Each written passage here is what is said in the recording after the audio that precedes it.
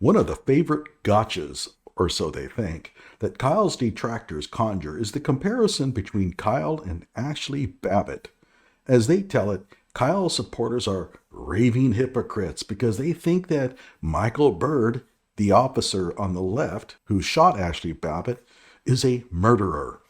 Not so sure that Kyle supporters all think that, while defending the honor of Kyle Rittenhouse, who murdered protesters in Kenosha. Well, as with all their arguments, the truth lies elsewhere. Hello out there. I am trying to get through. With cold, blunt analysis, cradled in the warmth of reasoning, it's time for Johnny Walker Dread to straighten you out on a thing or two. Emanating all the way from exciting Las Vegas, Oklahoma, it's the Johnny Walker Dread Show.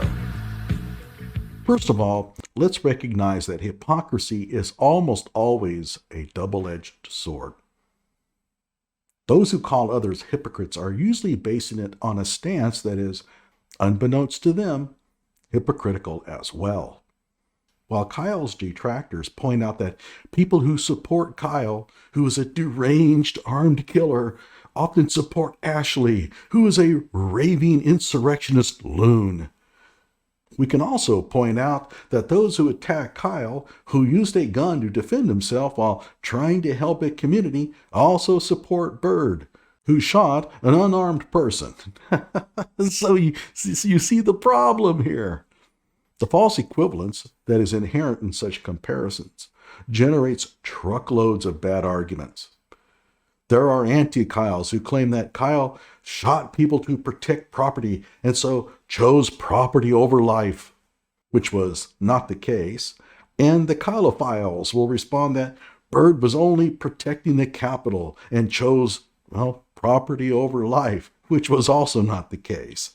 The anti-Kyles claim that you can't shoot an unarmed person while defending Byrd, who, as we just stated, shot an unarmed person.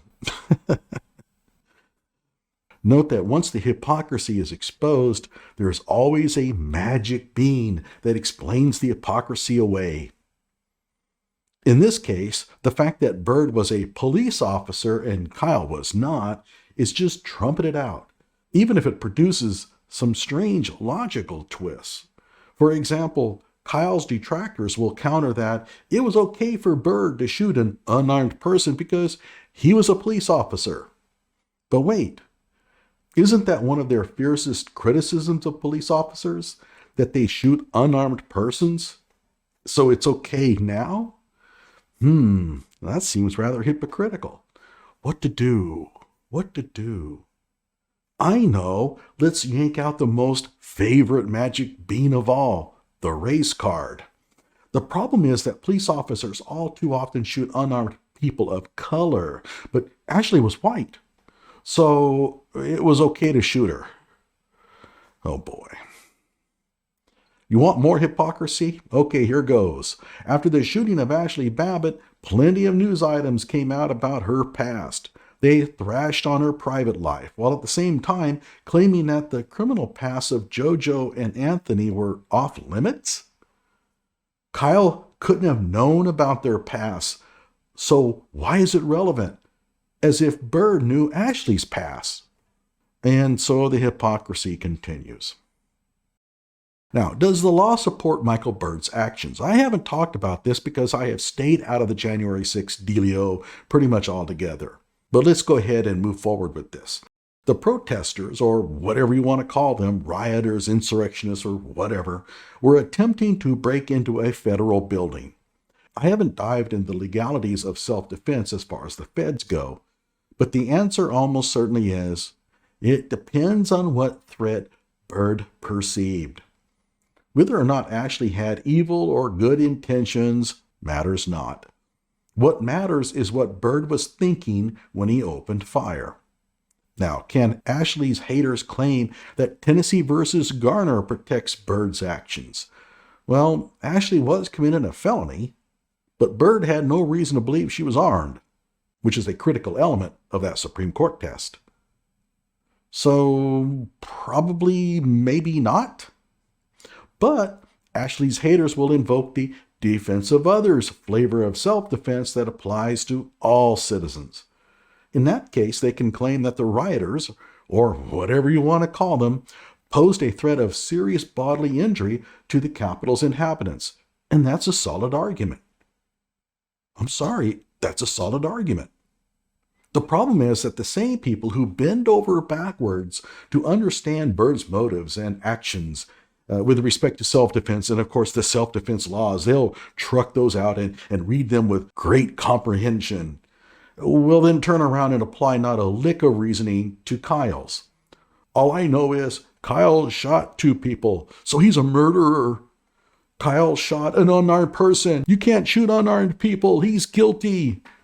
Kyle chose life over property.